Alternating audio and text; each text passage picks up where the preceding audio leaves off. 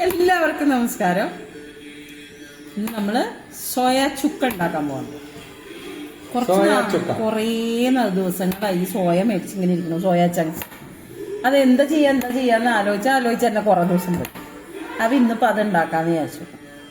രാവിലെ വെള്ളപ്പം ഉണ്ടാക്കി, മുട്ടക്കറി ഉണ്ടാക്കി, പുത്രിയുടെ മോഹം സബലീകരിച്ചു കൊടുത്തു. അപ്പൊ ഇനി അപ്പൊ കുറച്ച് ഉള്ളി നന്നാക്കി വെച്ചിട്ടുണ്ട്, സവാള അരിഞ്ഞു വെച്ചിട്ടുണ്ട്, കുറച്ച് ഇഞ്ചി വെളുത്തുള്ളി ഉള്ളിയും പുളിയും മുളകും തരും. എന്താ ഇപ്പൊ ഉണ്ടാക്കണങ്ങൾ കഴിച്ചാ പോരെ? ഉണ്ടാക്കി കൊടുത്ത് ഞാൻ ഇത്തിരി ചമ്മന്തി ഉണ്ടാക്കി തരുന്ന പറ്റിയില്ല. മോള് അപ്പം മുട്ടക്കറി ഉണ്ടാക്കാൻ മുട്ടക്കറി ഉണ്ടാക്കാൻ വേണ്ടി തലേദിവസം അരി മേടിപ്പിച്ച് പൊടിപ്പിച്ച് അരച്ച് അപ്പം മുട്ടക്കറി ഉണ്ടാക്കാൻ പറഞ്ഞത് ഇവിടെ ഇഡ്ലിയും ചമ്മന്തി ഉള്ളപ്പോഴല്ല. എടാ പെങ്ങുഞ്ഞ് വീടിന്റെ കിടാവിളക്ക് കിടാമംഗലമാണ്. ഇവനങ്ങനല്ല, ഇവന് എന്തെങ്കിലുമൊക്കെ നമ്മൾ ഉണ്ടാക്കി വെക്കുമ്പോ വേറെ വേണമെന്ന് പറയും. അല്ലാണ്ട് അവൻ പറയട്ടെ അതാണ് അതിന് വലിയ മേടാണ്. പുതിയ മാല മേടിച്ച് പുതിയ മാലയുടെ വേഷം കിട്ടാണ്. ഇവനെ ഇന്നിപ്പോ ഞാൻ ഇത് ചുക്ക ഉണ്ടാക്കുന്നുണ്ട്, അല്ലാണ്ട് ഇഞ്ചി പച്ചടി ഉണ്ടാക്കുന്നുണ്ട്. ഇത് രണ്ടും കൂടെ ഉണ്ടായിട്ട് അത് ഇഞ്ചിപ്പച്ചടി വെറുതെ ഇത് പുഴുങ്ങി തരും. ഇത് പുഴുങ്ങി കഴിക്കണേന്റാണ്. ഈ ആരോഗ്യം കണ്ട ആരെങ്കിലും പറയോ? ഈ പുഴുങ്ങി കൊടുക്കണ കൊള്ളില്ലാത്ത സാധനം കഴിച്ചിട്ടാണ് ഇവൻ ഇങ്ങനെ ഇരിക്കണത് 150 കിലോ ആയിട്ട്. ഇവനെയൊക്കെ എന്ത് ചെയ്യണം? ഇതൊക്കെ അറിയും. എപ്പോ ഒരു കല്യാണമൊക്കെ കഴിഞ്ഞ് ഭാര്യയുടെ കൈകൊണ്ട് 2 ഗ്ലാസ് ചായ കുടിക്കുമ്പോ 3-ാമത്തെ ദിവസം അവൻ പറയും, ഓ എന്റെ അമ്മ ഉണ്ടാക്കണ ഭക്ഷണം. ഇതിങ്ങനെ പറഞ്ഞില്ലെങ്കിൽ എന്നെ ഇങ്ങനെ വിളിച്ചോളൂ. ഇത് പണിയെടുക്കാൻ പറ്റാത്തല്ല അമ്മമാരും പറഞ്ഞത്. കാണാം. നമുക്ക് മറ്റേ കൊണ്ടുവരുന്ന ഐശ്വര്യദേവത ഉണ്ടാക്കി തരണതൊന്നും എനിക്കറിയണം. അപ്പൊ എല്ലാ വീട്ടിലും എല്ലാ മക്കളും ഇങ്ങനെ ആയിരിക്കുള്ളൂ. ഇന്നത്തെ വിഭവം എന്താണെന്ന് അങ്ങോട്ട് പറയാ. അതന്നെയല്ലേ പറഞ്ഞത്. എന്താ വട്ടം കൂടി ആക്രമിക്കണല്ലേ. ഇതിനെ കുറിച്ച് താങ്കൾക്കൊന്നും പറയാനില്ലേ? കുളിച്ചിട്ടില്ല. വൈകിട്ട് 3:45 മേല് കഴുകിയതാ. രാവിലെ കളരിക്ക് പോകുമ്പോ മേല് കഴുകിട്ട് പോവാ. കടയിലൊക്കെ പോണായിരുന്നു. എന്റെ മോൻ കുളിച്ച് പല്ല് വരെ തേച്ചത് ഈ സമയത്താ 3:30. ഈ വീട്ടിൽ ആകെ പറഞ്ഞ കുളിച്ചേക്കണേതാ. കുളിച്ച് സുന്ദരനായിട്ട് കൈ അങ്ങനെ ഇരിക്കണേ. അത് ഞാൻ എന്റെ മറച്ചതാ. അയ്യാ, തുണി കൊടുത്താ പോരെ? എന്തൊക്കെ കാണുന്നുണ്ട് ഈശ്വരൻ. അപ്പൊ ഇനി കുറച്ച് മസാലകൾ വറുത്ത് പൊടിക്കണം. എല്ലാം അവിടെ എടുത്ത് വെച്ചിട്ടുണ്ട്. നമുക്ക് ഇനി അടുക്കളയ്ക്കാം. അപ്പൊ നമുക്ക് പെരുംജീരകം, ജീരകം, മല്ലി, കുരുമുളക് ഇതെല്ലാം കൂടെ ഒന്ന് ഓരോ സ്പൂൺ വെച്ചിട്ട് എടുത്തിട്ടുള്ളത് കേട്ടോ. ഒന്ന് നന്നായി വറുത്തെടുക്കണം.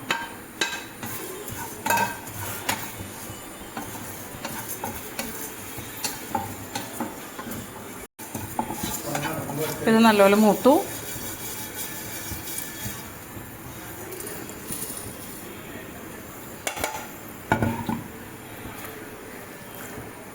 പട്ട, ഗ്രാമ്പു, ഏലക്കായ,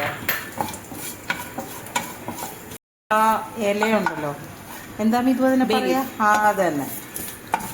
അതും കൂടെ ചേർത്തൊന്ന് പതുക്കെ ചൂടാക്കി എടുക്കാം.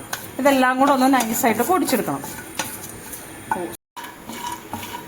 വറ്റൽമുളകും കശുവണ്ടി. കശുവണ്ടി ഇല്ലെങ്കിൽ നമ്മുടെ മസാലയുടെ കൂടെ കിട്ടുന്ന കസ്കസ് ഇല്ലേ, അതായാലും മതി കേട്ടോ. റവ പോലത്തെ സാധനം. ഒരു പിടി കറിവേപ്പിലയും കൂടെ ചേർത്തിട്ടുണ്ട്. ഓഫ് ചെയ്തു. ഇതെല്ലാം കൂടെ നല്ല നൈസായിട്ട് പൊടിച്ചെടുക്കണം. ഓക്കെ. ഉരുളി ചൂടായി, ഓയിൽ ഒഴിച്ചിട്ടുണ്ട്. ഏത് ഓയിൽ വേണമെങ്കിലും ഉണ്ടാക്കാം കേട്ടോ. നല്ലെണ്ണയിൽ ഉണ്ടാക്കിയാലും നല്ലതാണ്. പക്ഷെ നമ്മളിവിടെ വെളിച്ചെണ്ണയാണ്. അച്ഛനും മക്കൾക്കൊക്കെ ആ ടേസ്റ്റ് പറ്റുള്ളൂ. അപ്പോൾ ഒന്ന് ചൂടാവട്ടെ. ഒരു ചെറിയ കഷ്ണം പട്ട, ഒരു 3-4 ഗ്രാമ്പൂ, 2-3 ഏലക്കായ നമുക്കൊന്ന് ഇട്ട് കൊടുക്കാം. ഇനി ഉള്ളി, സവാളയല്ല ഉള്ളി, അതൊന്ന് പൊട്ടട്ടെ.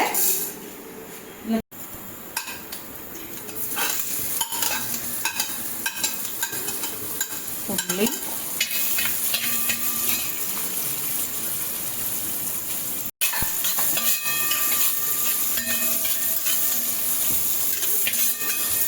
അതുപോലെ തന്നെ ഒരു 2 സവാള മുറിച്ചത്.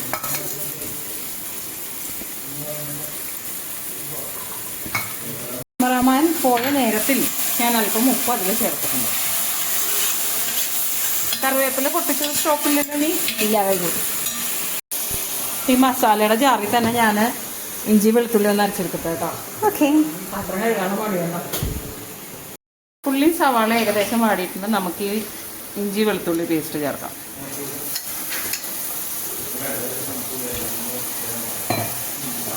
ഇതിൽ കുറേ സാധനങ്ങളുണ്ട്.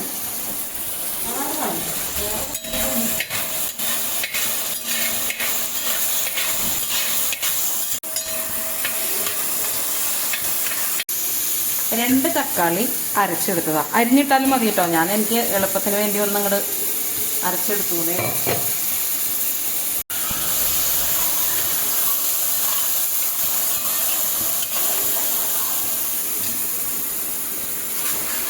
അപ്പോൾ നമ്മൾ മല്ലി, പെരുംജീരകം, ജീരകം, കുരുമുളക് വറുത്തു. അതിനുശേഷം പട്ട, ഗ്രാമ്പു, ഏലക്കായ, ബേ ലീഫ് വറുത്ത് വെച്ചു.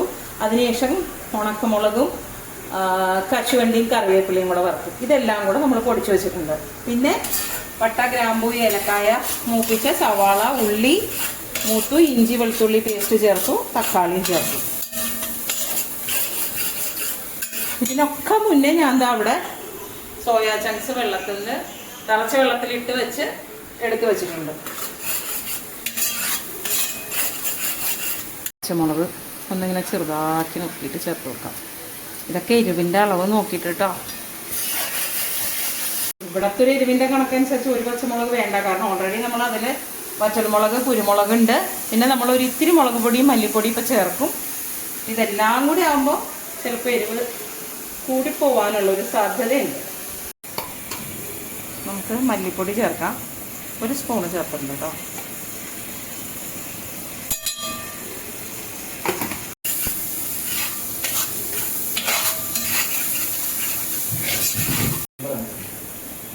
ഒരു അര സ്പൂൺ മുളക് പൊടി, നിങ്ങളുടെ ഇഷ്ടം. മഞ്ഞൾപ്പൊടി നമുക്കിതിലേക്ക് കുറുമ്പിൻ്റെ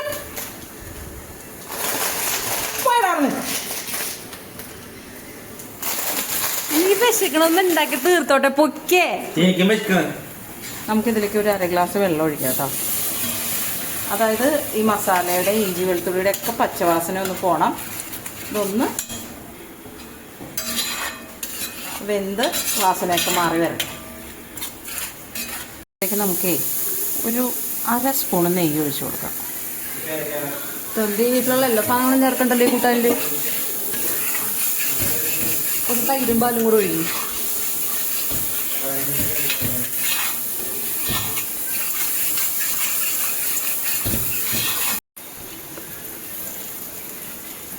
ആവശ്യത്തിനുള്ള ഉപ്പും കൂടെ ചേർക്കാം. അപ്പോൾ അതിൽ നിന്ന് നമ്മൾ ചേർത്ത നെയ്യൊക്കെ പുറത്തേക്ക് വന്നു തുടങ്ങിയിട്ടുണ്ട്. നമുക്ക് വേവിച്ച് വെച്ച സോയാ ചങ്ക്സ് ചേർക്കാം.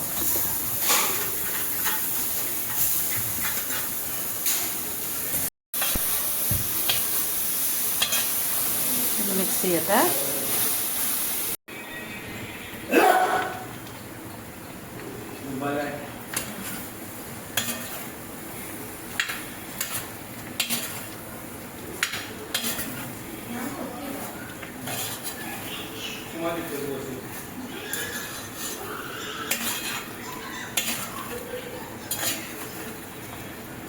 മല്ലിയില ഉണ്ടെങ്കിൽ ചേർക്കാം. എൻ്റെ കയ്യിൽ മല്ലിയില സ്റ്റോക്കില്ല. അപ്പം അതുകൊണ്ട് ഞാനിപ്പോൾ ഇത്തിരി കറിവേപ്പില വേറെ ചേർത്തതാണ്. ആദ്യം ഇടാനുണ്ടായില്ലല്ലോ, ഇപ്പോൾ പൊട്ടിച്ചു കൊണ്ടുവന്നതാണ്. അപ്പം നമ്മുടെ ചുക്ക റെഡിയാണ്. അപ്പോൾ ട്രൈ ചെയ്ത് നോക്കൂ. നാളെ പുതിയ വീഡിയോയിൽ വീണ്ടും കാണാം. നമസ്തേ.